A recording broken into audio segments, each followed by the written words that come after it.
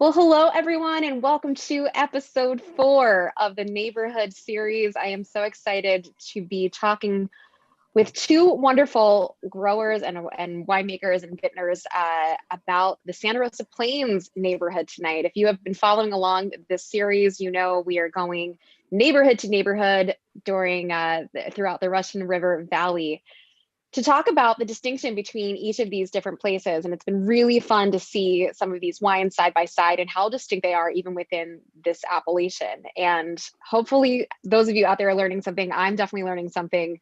I'm also getting to taste some great wines along the way, which is always a plus in my book.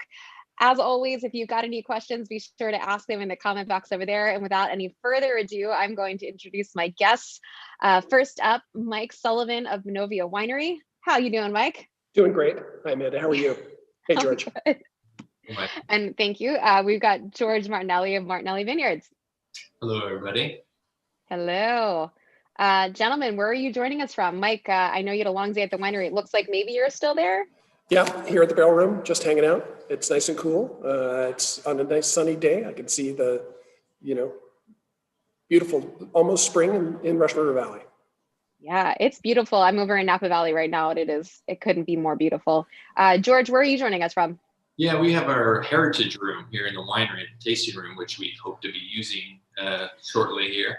But yeah, so we got the old vine in the back, the old Zinfandel vine sitting there. I don't know how it's still growing, but yeah, it's there. But yeah, so it's nice. It's a nice, relaxing day. Awesome. Glad to hear it. Well, we're going to have a nice relaxing conversation about where you guys are right now, the Santa Rosa Plains. Let's talk a little bit about the neighborhood projects. Everybody knows what we're doing today. And I highly encourage you, if you haven't already, checked out episodes 1 through 3, focusing on the other neighborhoods and also doing a deeper dive into what this project originally was. The neighborhood series is a series that is deep diving into neighborhoods of Russian River Valley in Sonoma in California.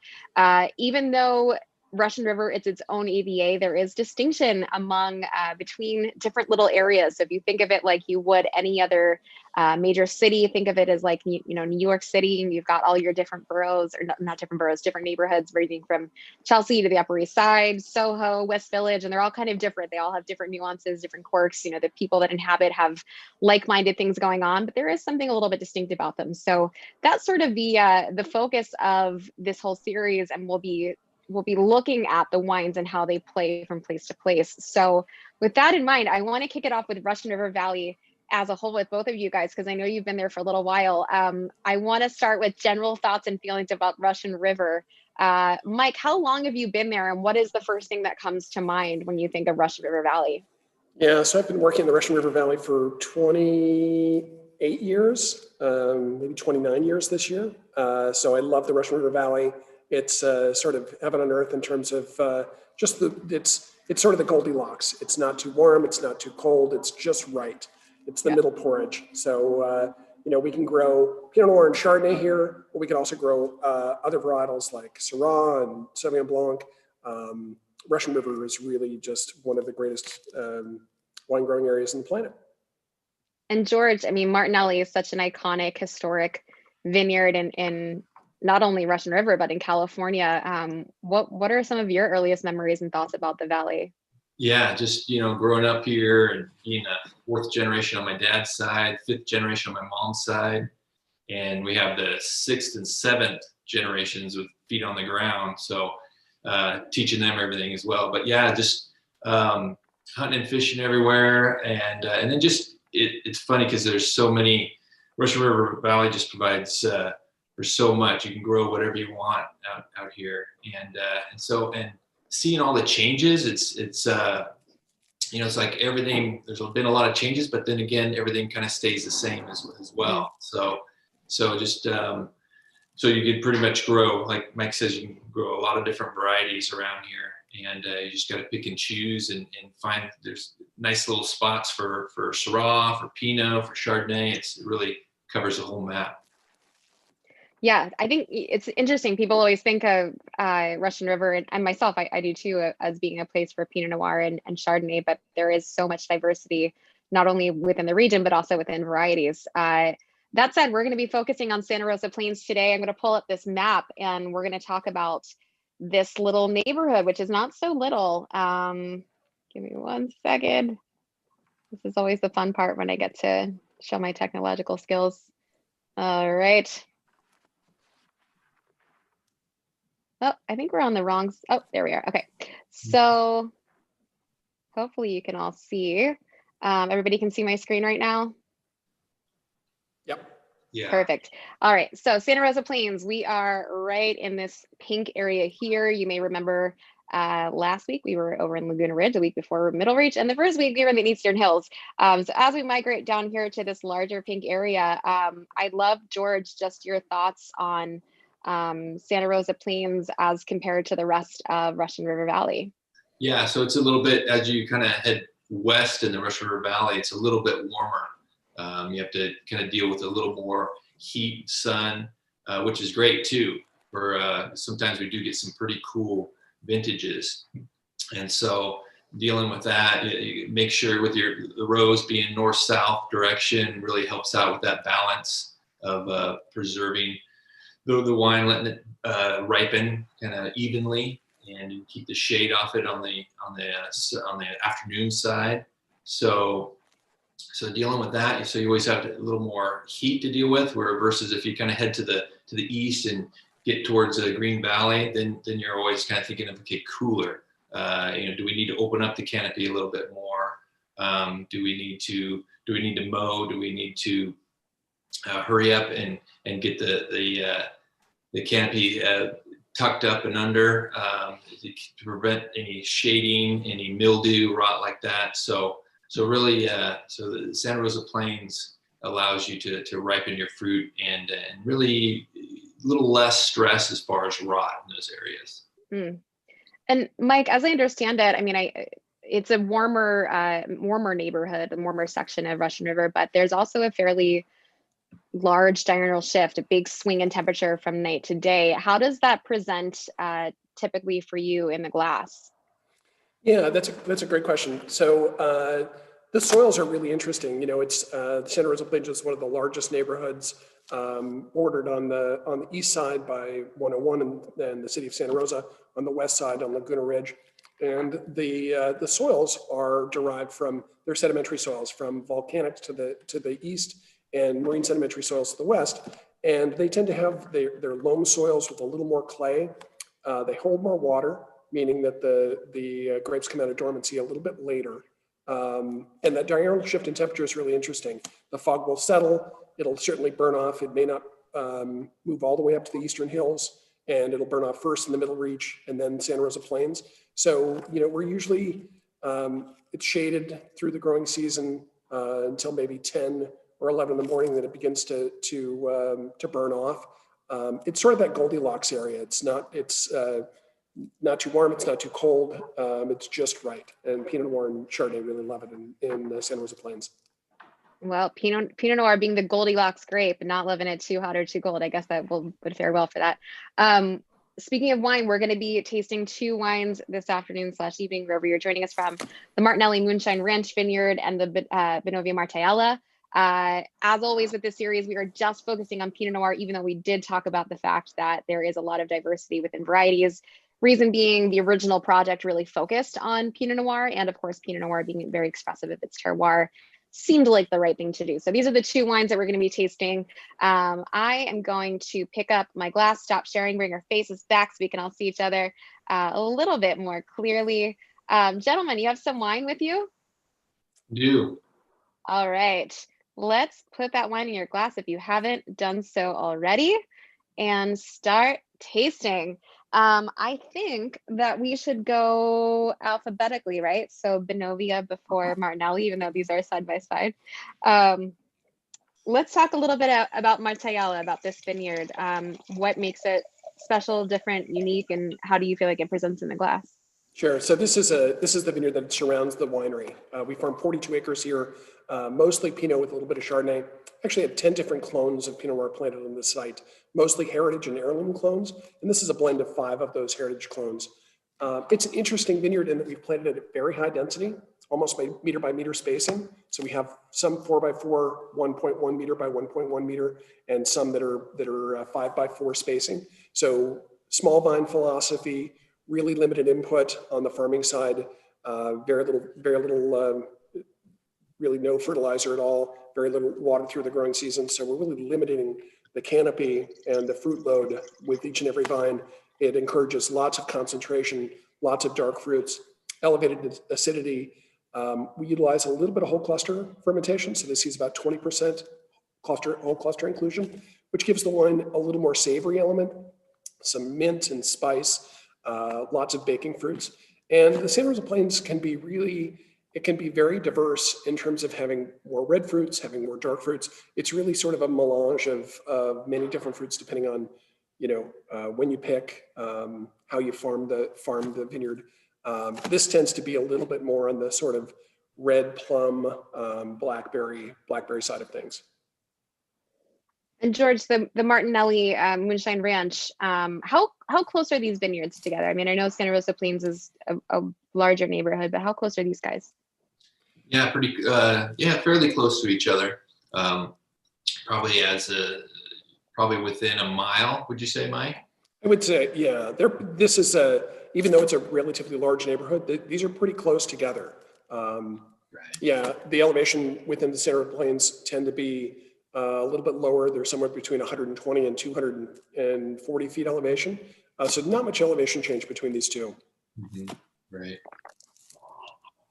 Looking at the color, I mean, just from last week, we were in Laguna Ridge, really with Joseph Swan, really light, sort of savory, more of those earthy tones that we were getting in the Pinot Noirs. As I'm looking at this is definitely not quite as deep in color as Middle Reach where we first started, but a little bit more than what we were getting last week. And then on the nose, sort of, leaning into that bouncy fruit for both of them. George, how would you characterize the Martinelli Moonshine? Yeah, the Moonshine is always kind of a lot of black flavors with the cherry, kind of like a chestnut, roasted chestnut. And then of course the chewy tannins really come out, and sometimes now and then we'll get a little cola flavor too at the end. But yeah, just really wonderful. It's funny how kind of similar they are as well. They are really similar. Yeah. I won't ask you whose is better though. Maybe after we both had a glass. Smelling, tasting these glass to glass, really kind of interesting, as always, as it has been with this series, how similar these two wines are, even though, two totally different projects, different vineyards, but definitely have a like-minded sensibility. That I like the chestnut undertone that you were talking about. There is sort of a plumminess to these wines.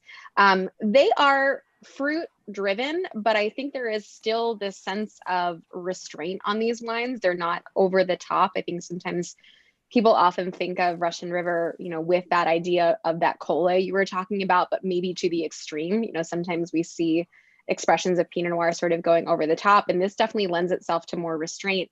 Is that a function of what's happening in the vineyard? Is that a function of what's happening in the winery? I mean, these two wines are made by different people, and yet they still exercise the same restraint. Right. Well, George and his brother Lee do an amazing job with their farming for precision, farming for uniformity, and I think capturing that in the glass is really important. We strive to do the same thing. The wines have to be balanced, and everyone has a different sensibility in terms of balance. I really like to capture sort of the crunchy fruit with bright natural acidity, but also really explore the texture of the wine. And I think both these wines have beautiful length, beautiful mid-palate weight, and great texture. Yeah, and then also the vineyard wise too, they're pretty similar in the vineyard as well, because this is my brother's vineyard, and he planted it in '95, and originally it was about a 9 foot spacing, and then a number of years ago he decided to put another row right down the middle. So that's closer to Mike's wine and his vineyard. And so now you have a 4.5 foot row. And so there's a little bit of competition there, but then you also get some more shading as well, and which helps out in some of those warmer areas too. So yeah, I think that's what really kind of can bring out kind of those darker notes. Yeah, and these wines are opening so much just in the few minutes that we've had them open. As they open, one question I had that I read in that great write up about this whole neighborhood project, Santa Rosa Plains has been described as the engine of Russian River Valley. Can you explain why that is? Yeah, so that's a term that we've sort of bantered about a little bit. It's a large Oh, good. I like geographic banter. yeah, it's a large geographic area, and Yeah. there are a number of larger. I mean, we're a small independent winery. George is a small independent winery, but there are some larger landholders that will farm a couple hundred acres, 200-300 acres. So as far as an engine's concerned, it's really there's sort of there's quite a bit of it's unlike Sebastopol Hills or Green Valley. The area west of Santa Rosa, there's a lot of vineyard. So it really is an engine, a workhorse of Russian River Valley. And I think that's true from a business sense, from an industry standpoint, but also it's an engine in terms of structure and, the way the wines show, and they have tremendous texture. They really build the foundation of a blend. George, would you like to banter that, or do you agree? No, that's good. No, I think he hit it spot on. That's great. I know. I just keep thinking of clonal too. It's always good. You mix in everything. A lot of times it's just better to have multiple clones. So yeah. So you have those different clones that'll make up the wine, and so yeah, it's like the different neighborhoods too, just all come together and make a great region. It's interesting, as I'm going back and forth between these glasses, I've got the Benovia in my glass right now. Some of these neighborhoods have been really, really distinct. Like I could really see aromatically and flavor wise, what the through line is. And I think there's definitely a through line here, and they are very similar. The difference is I think there is a lot more going on in both of these glasses. They're not quite just one thing. Like as I'm smelling it, I'm going back and forth between florals. I'm hitting those plum notes. I'm getting the chestnut. And it does seem to like bounce around a lot in those, in all of the things that Pinot Noir can be. It seems like it like wants a little piece of every pie. Do you find that to be the case sort of across the board with a wine, with the Pinot Noirs from Santa Rosa Plains? I would say so. We over the years, I've worked with a number of vineyards from Santa Rosa Plains. Right now, we just have one, our estate property. But yeah, there's a lot. It's very classic Russian River. There's that cola, there's the mixed berry, there's all the baking spices, and some of the savory herb notes. So it sort of flirts with many attributes of Pinot Noir. Do you think this is what people think of when they think of Russian River Pinot? And do you like going back to that, the engine of Russian River? I know that wasn't the intention with that kind of term, but it, even just looking at the map, it is sort of like right in the heart of it. So do you think this is sort of what people think of as Russian River Valley Pinot when they just sort of have a snapshot maybe of one particular wine or a few wines from this place? That's a great question. I mean, it always comes down to how the customer cut their teeth, what their benchmark wine was. Sure. Early on in the evolution of Russian River Valley, Middle Reach was really the first area that was planted and developed a Pinot Noir. So it's unique in terms of setting a bar. Santa Rosa Plains has had the longest viticultural history in Russian River Valley, going back to the 1880s, having planted Zinfandel in this neighborhood. So it's an interesting. Not exactly answering your question. I would say for me, I think it is a very traditionally Russian River, and when it's unmistakably Russian River. Mm. Yeah, because it really those Russian River flavors, right? The cherry and all that, the fruit forwardness stuff. So yeah, I think that's definitely a signature. I think so. I think, as a sommelier and someone that gets to interact with consumers on a fairly regular basis, when someone just says, sort of in the way they say, I want a Napa Cab, or I want, a Bordeaux, or I want white Burgundy. If they say I want Russian River Pinot Noir, I think there is sort of this picture in our minds about what Russian River Pinot is. And we've certainly dispelled a lot of myths going through the course of this series. But I think if I had to select thus far of the 4 that we've tasted, the one that I think is the most identifiable with the archetype that we've sort of created for this region, it might be Santa Rosa Plains, that cola, the bright fruit, there's a little bit of density, there's still great lift, there's floral, there's a lot going on. And I think there is something to be said for the dynamic nature of this region and all the things that are happening in its glass. I mean, this is the reason why people love Russian River, right? There's so much going on. There's so much warmth. There's so much generosity.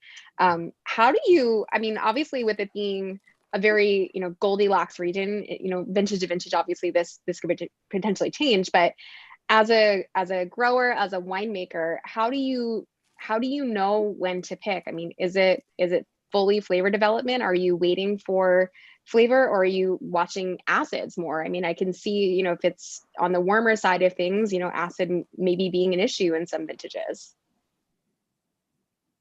George?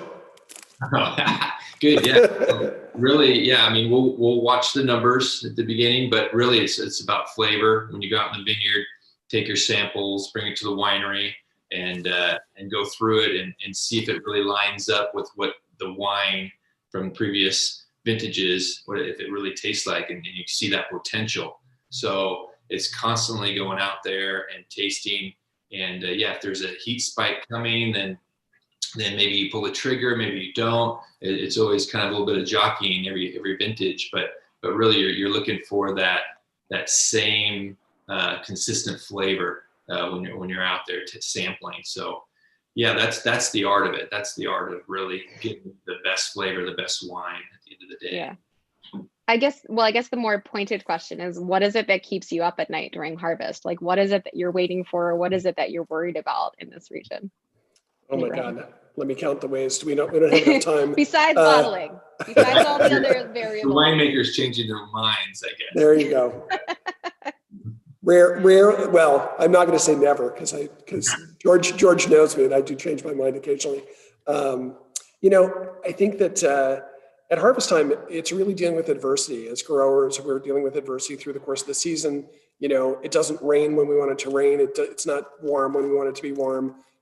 We're always sort of getting a curveball. So at harvest time, if we have a heat spike, or if we're dealing with some cold weather, or if there's some precipitation, those are the types of things that will keep us up at night, that we're reacting to, and that's what makes it fascinating, and a lifelong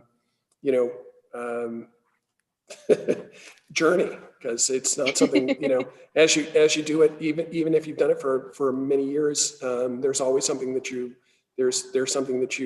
learn and see that's unique.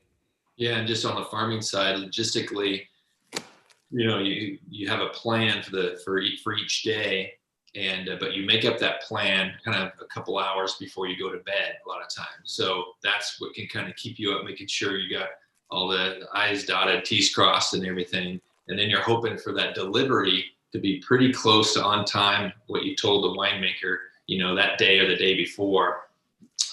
Because that's a big part of it, is getting that fruit to the winery so that it's cool, and then they won't have any complaints. So we could hand it over to them and say, okay, there, don't mess it up. I've done all the work for you thus far. Just right. Keep it going. I'm going back to the Martinelli. It is kind of astounding, as these wines both sort of open, just, those cola notes, the berry notes, the chestnut, the depth of these wines, still with like great brightness and lift. I think this is a wine that could definitely get really lost in, all the fruit. Like it's tempting to want to, I suspect, I'm not a winemaker, I suspect it would be tempting to just like take all that fruit and just, make it that. But the liveliness and the freshness of this wine is really wonderful. I wonder, Mike, if you have any comments on George's wine, and maybe George, if you have any comments on Mike's wine. Sure. No, I'd be happy to. George is also one of my growers, so I always know where my bread is buttered. So this will be unbiased. No, it's totally unbiased. When it's funny, because the Moonshine's not a ranch I haven't tasted it probably for a couple vintages. And what I really love about this wine is the texture. There's a restraint and a subtleness, and just the quality of tannins is really fine. It's got beautiful length, but all the tannins are polished, even though it's got some nice mid palate weight and structure. It's got lots of fruit, the fruit just goes on and on and on. But some of those savory and that chestnut's really a really great descriptor, because not sure I would have picked that out. Hazelnut, chestnut, yeah. Yeah, good. Yeah, I have that same. There's a lot of the tannin structure in the Benovia as well, and it's just the savoriness too really comes out along with the fruit. So yeah, just a wonderful wine. Now tell me what you don't like about it. No, I'm just kidding. There's not enough of it.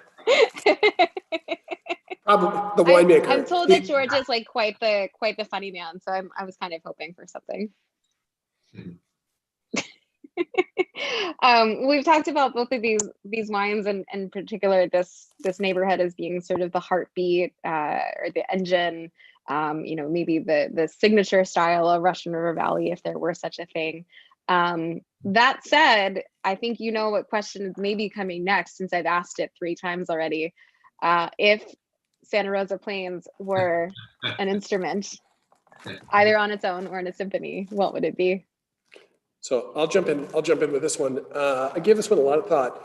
Originally, I was thinking drums, because there is something about keeping the beat. It's about the structure. It's about setting the sort of path of the song. But as I get into these 2 wines, I'm thinking more bass guitar. So also keeping the beat, but in the hands of the right artist, a little bit of funk. So yeah. Yeah, I like the electric guitar for this. Just kind of let it go, and just kind of get out in your face and play it loud. I like both of those. I think maybe like the electric guitar and the bass together could be like a really solid, because there is a lot going on in this glass. Like it's not a one-note wonder, it's a lot. You've got a nice heady bass, you've got a nice kind of like musical lift with the electric guitar. It doesn't feel, we talked about, last week, Herbie Hancock and the violins. We talked about grand piano. We talked about bagpipes.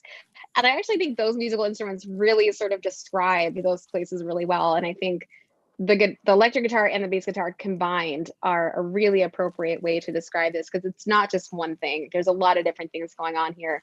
And I think, them together makes for an apt pairing. So I want to pull up just the last few pictures in the interest of getting everyone back to wine country. I want to show just, some quick pictures and just remind everyone where we are in the world. You guys gave me a great shot of some grapes and a really beautiful shot of, I think it's Martinelli. So let's just pull that up really quick. There we go.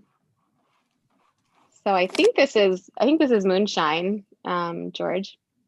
Sure. Yeah. Yes. Yeah. Kind of small berries, kind of longer clusters. Yeah. Yeah. Beautiful, perfectly ripened clusters, as we were talking about before. Obviously, a place that, like Goldilocks, has no issue getting perfectly ripe, beautiful berries. And then let's go back real quick. There we go. I think that's Martinelli. That's the tasting patio. Right. Yeah, exactly. Yeah. Wow. Yeah. Beautiful picture. Yeah. Let's get everybody back there. Sonoma, Napa, California. We're opening back up. And then I love this video. I don't know if it'll play. I love this on your website, this gorgeous drone shot over Benovia. Isn't that nice? It looks like that today, I bet, right? It looks exactly, well, except that the vines are dormant. So yeah, well, that too. Yeah, a little less of what's going on, which is a good thing. We don't want them to come out too soon. How are you guys doing in the vineyard right now, or vineyards, I should say? Everybody's happy, healthy. I know we're a little under in the water department. Yeah, we're about 45% of our annual rainfall this year. We're just finishing up pruning, so it's a great time of year to come out. The mustard is just starting to bloom. So it's a beautiful time. I always tell people to come in February because you can beat the crowds, and it's just an absolutely beautiful time of year. Yeah, it's great, especially now we're kind of hitting the 70s a little bit. So some great outdoor dining and having some wine and everything. But yeah, we're hoping to kind of finish up pruning here in a couple of weeks, and hopefully the cold frost doesn't show up too early. Yes, fingers crossed for that. Well, one more time, we had two 2018s. I don't think I mentioned the vintage. We had the 2018 Benovia Russian River Valley Martaella from obviously Russian River Valley in Sonoma County, and then the 2018 Martinelli Moonshine Ranch Pinot Noir. Both of these are going to be, well, I should say both of these are available. I actually don't know if they're both available. I think one of these is at least like a wine club wine, but look them up. I'll post them in the comments below so everybody can find them. And if you're in California or want to make a visit, please do stop by both of those places, which look amazing. I can't believe I've never been there. Gentlemen, we're at time. Thank you so much for being with me this evening / afternoon. Any final thoughts, remarks, anything you want to add that we feel like we missed? No, I can't. I feel like that's a dangerous question for George. Right. Yeah, come on out. I mean, we're hoping, in another month or two, things should be roaring. That's what I'm hoping. Yeah. George, I'll be over at your house this evening with a corkscrew, ready to raid your cellar. So.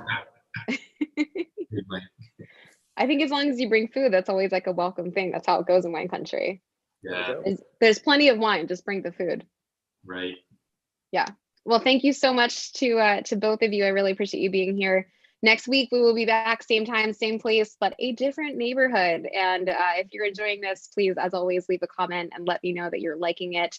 Really huge thanks to the Russian River Valley wine growers for making this all possible. This is such a fun, educational, and enlightening, and really interesting experience for me, and I hope for you as well. I encourage you to check out their website. It's also listed below, and check out these neighborhoods a little bit more in depth to see exactly where they are. You can also see what wineries are located within each of these neighborhoods, because they are neighborhoods, they are not going to be featured on the label. So you'll have to do the reverse search engine for that. With that, thank you so much. Enjoy your evening. Gentlemen, thank you again, and best of luck this harvest and with all you're doing. I'll let you get back to work. Thank you. Thanks, Amanda. Thank you.